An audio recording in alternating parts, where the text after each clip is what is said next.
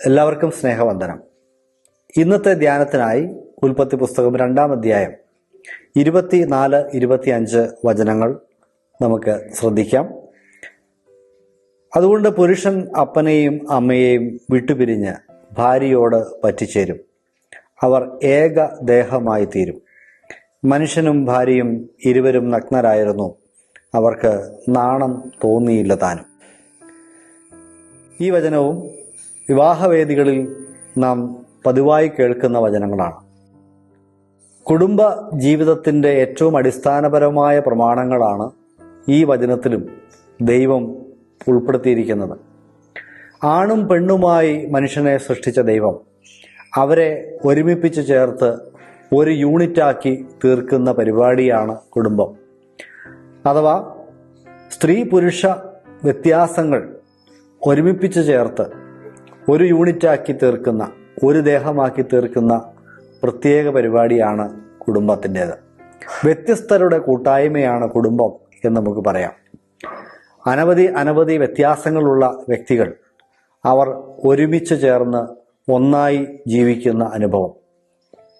കുടുംബ ജീവിതത്തിലേക്ക് പ്രവേശിക്കുന്ന ഒരു യുവാവും യുവതിയും അനേക തലങ്ങളിൽ അനേക വിധങ്ങളിൽ വ്യത്യസ്തരാണ്. ആ വ്യത്യാസങ്ങൾ അവരെ പരസ്പരം പോരടിപ്പിക്കുവാൻ വേണ്ടിയുള്ളതല്ല, പരസ്പരം ചേർന്ന് നിന്ന് എല്ലാ ഗുണങ്ങളും ഒരുമിച്ചിട്ട് എല്ലാ പ്രത്യേകതകളും ഒരുമിച്ച് ചേർത്ത് ഒരൊറ്റ യൂണിറ്റായി മുന്നോട്ട് പോകുവാനും നിലനിൽക്കുവാനും വേണ്ടിയുള്ളതാണ്. ഇവിടെ രണ്ട് പ്രധാനപ്പെട്ട ആശയങ്ങൾ ഈ വചനം നമ്മളോട് പറയുന്നുണ്ട്. ഒന്ന്, വിട്ട് പിരിയുക. രണ്ട്, പറ്റി ചേരുക.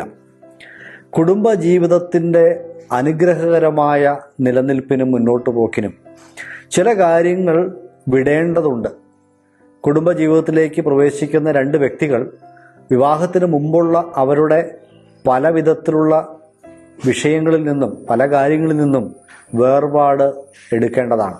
പ്രത്യേകിച്ച് അവർ ഇന്നലെ വരെ മാതാപിതാക്കളുടെ അധികാരത്തിൻ്റെ കീഴിലായിരുന്നെങ്കിൽ ഇന്ന് ആ അധികാര ക്രമീകരണത്തിന് ഒരു വ്യത്യാസം വന്നിരിക്കുകയാണ്. ഏതിനും എന്തിനും മാതാപിതാക്കളോടായിരുന്നു അനുവാദം ചോദിക്കേണ്ടിയിരുന്നത്. എന്നാൽ വിവാഹശേഷം അങ്ങനെയല്ല. ഭാര്യയ്ക്ക് ഭർത്താവും ഭർത്താവിന് ഭാര്യയുമാണുള്ളത്. അവർ വേർപിരിയേണ്ടത് വേർപിരിഞ്ഞു. 45-ാം സങ്കീർത്തനത്തിൽ ഇങ്ങനെ വായിക്കുന്നു, സ്ത്രീകളോട് പറയുകയാണ്, അല്ലയോ കുമാരി കേൾക്ക, ചെവി ചായ്ക്ക, നിന്റെ സ്വന്തം ജനത്തെയും പിതൃഭവനത്തെയും മറക്കുക, അപ്പോൾ രാജാവ് നിന്റെ സൗന്ദര്യത്തെ ആഗ്രഹിക്കും. ഇതൊരു പ്രധാനപ്പെട്ട കാര്യമാണ്. നമ്മുടെയൊക്കെ നാട്ടിൽ സാധാരണഗതിയിൽ പെൺകുട്ടി അവളുടെ വീട്ടിൽ നിന്ന് ഭർത്താവിൻ്റെ വീട്ടിലേക്ക് വന്ന് താമസിക്കുമ്പോൾ കുറേയൊക്കെ ഈ ഒരു വേർപാട് സംഭവിക്കുന്നുണ്ട്. പക്ഷേ മാനസികമായി പലരും ഈ വേർപാടിലേക്ക് വന്നിട്ടില്ല എന്നത് കുടുംബ കൗൺസിലിങ്ങുകൾക്കൊക്കെ വരുമ്പോൾ നമുക്ക് കാണാൻ സാധിക്കുന്ന ഒരു വസ്തുതയാണ്. വീട് മാറിയെങ്കിലും ഇപ്പോഴും ഹൃദയം കൊണ്ട് ഏറ്റവും അടുത്തിരിക്കുന്നത് സ്വന്തം വീട്ടുകാരുമായിട്ടാണ്. പുരുഷന്മാരുടെ കാര്യം എടുത്ത് നോക്കിയാലും അദ്ദേഹവും അങ്ങനെ തന്നെയാണ്. സ്വന്തം മാതാപിതാക്കളിൽ നിന്ന് മാനസികമായ ഒരു വേർപാട് പുലർത്തുവാനായിട്ട് സാധിക്കാത്ത പുരുഷന്മാരുണ്ട്. ഇത് കുടുംബജീവിതത്തെ തകർക്കുന്ന ഒരു വസ്തുതയാണ്. മാതാപിതാക്കളെ ബഹുമാനിക്കുകയും സ്നേഹിക്കുകയും ചെയ്യുമ്പോൾ തന്നെ അവരിൽ നിന്ന് അധികാരപരവും മാനസികവുമായ ഒരു വേർപിരിയൽ നടക്കണം. അഥവാ മുൻഗണനകളുടെ ഒരു അഴിച്ചുപണി അവിടെ നടക്കേണ്ടതുണ്ട്. ഇന്നലെ വരെ ജീവിതത്തിൽ 1-ാം സ്ഥാനത്തായിരുന്ന വ്യക്തികളെ നമ്മൾ 2-ാം സ്ഥാനത്തേക്കോ അതിന് താഴേക്കൊക്കെ മാറ്റുകയാണ്. ജീവിത പങ്കാളിയായി ദൈവം നൽകിയിരിക്കുന്ന വ്യക്തിയാണ് ഇനി മുതൽ വിവാഹിതരുടെ ജീവിതത്തിലെ 1-ാമത്തെ പരിഗണന, മുൻഗണന. ഈ രീതിയിലേക്ക് കുടുംബജീവിതങ്ങൾ വരുമ്പോൾ അനുഗ്രഹിക്കപ്പെട്ട ഒരു കുടുംബജീവിതം സാധ്യമാകും. തൊട്ടതിനും പിടിച്ചതിനുമൊക്കെ സ്വന്തം വീട്ടിലേക്ക് വിളിച്ച് പരാതി പറയുകയും അഭിപ്രായം ചോദിക്കുകയും ഒക്കെ ചെയ്യുന്ന ആളുകളുണ്ട്. അവരുടെ തീരുമാനമനുസരിച്ച് മാത്രം മുന്നോട്ട് പോകുന്ന യുവതി യുവാക്കന്മാരുണ്ട്. തൊട്ടതിനും പിടിച്ചതിനുമൊക്കെ ഞാൻ എൻ്റെ വീട്ടിൽ പോകുന്നു എന്ന് പറഞ്ഞു പോകുന്ന പെൺകുട്ടികളുണ്ട്. ഇതൊക്കെ ദൈവത്തിൻ്റെ സ്ഥാപനമായ ആ കുടുംബം എന്ന പരിപാടിക്ക്, ദൈവത്തിൻ്റെ ആ ഒരു പദ്ധതിക്ക് എതിരായിട്ടുള്ള രീതികളാണ്. ദൈവത്തിൻ്റെ സ്ഥാപനമായ കുടുംബത്തിൽ വിട്ടുപിരിഞ്ഞ് പറ്റിച്ചേർന്ന രണ്ട് വ്യക്തികളുടെ ഒന്നായി തീരലാണ്. ചില കാര്യങ്ങൾ കൂടി പറയേണ്ടതുണ്ട്. കുടുംബം ഏക ഭാര്യ ഭർത്താവ്, രണ്ട് വ്യക്തികൾ മാത്രമേ അതിനകത്തുള്ളൂ.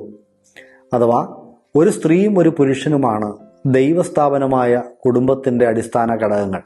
ഇവർ തമ്മിൽ ചേരുമ്പോഴാണ് കുടുംബമാകുന്നത്. എന്നാൽ കാലം പുരോഗമിച്ചപ്പോൾ, ചരിത്രം മുന്നോട്ട് പോകുമ്പോൾ മനുഷ്യൻ ദൈവത്തിൻ്റെ പദ്ധതികളെ വികലമാക്കുന്നത് നമുക്ക് കാണാം. അത് കുടുംബത്തിൻ്റെ കാര്യത്തിൽ വളരെ സംഭവിച്ചിട്ടുണ്ട്. ഒരു ഭാര്യയ്ക്ക് പകരം പല ഭാര്യമാരെ സ്വീകരിക്കുക, ഒരു ഭർത്താവിന് പകരം പല ഭർത്താക്കന്മാരെ സ്വീകരിക്കുക, ഇതെല്ലാം തെറ്റായ പ്രവണതകളാണ് എന്ന് ദൈവവചനത്തിൻ്റെ അടിസ്ഥാനത്തിൽ പറയുവാൻ കഴിയും. ഒരു പുരുഷൻ, ഒരു സ്ത്രീ, ഇതാണ് ദൈവത്തിൻ്റെ ക്രമീകരണം. അതിനപ്പുറത്തേക്കുള്ള ഏത് സംവിധാനങ്ങളും ഏത് ബന്ധങ്ങളും ക്രമീകരണങ്ങളും അത് ഐഡിയൽ അല്ല. അത് ദൈവവചനത്തിൻ്റെ അടിസ്ഥാനത്തിൽ പറയുമ്പോൾ അങ്ങനെ ആയിരുന്നില്ല ദൈവത്തിൻ്റെ ഉദ്ദേശം എന്ന് നമുക്ക് പറയാൻ സാധിക്കും. ഇനി ഇന്നത്തെ കാലഘട്ടത്തിലേക്ക് നോക്കിയാൽ സ്ത്രീയും തമ്മിൽ വിവാഹം കഴിക്കുക, പുരുഷനും തമ്മിൽ വിവാഹം കഴിക്കുക, ഇങ്ങനെയുള്ള വൈകൃതങ്ങളും കാണുവാനായിട്ട് സാധിക്കും. അതിനെ വൈകൃതങ്ങൾ എന്ന് വിളിക്കുവാനായിട്ട് യാതൊരു മടിയും ഒരു ദൈവവിശ്വാസി കാണിക്കേണ്ടതില്ല. കാരണം ദൈവത്തിൻ്റെ ക്രമീകരണത്തിൽ കുടുംബം എന്നാൽ ഒരു പുരുഷനും സ്ത്രീയും തമ്മിൽ ചേർന്ന് ഒന്നായി ജീവിക്കുന്നതാണ്.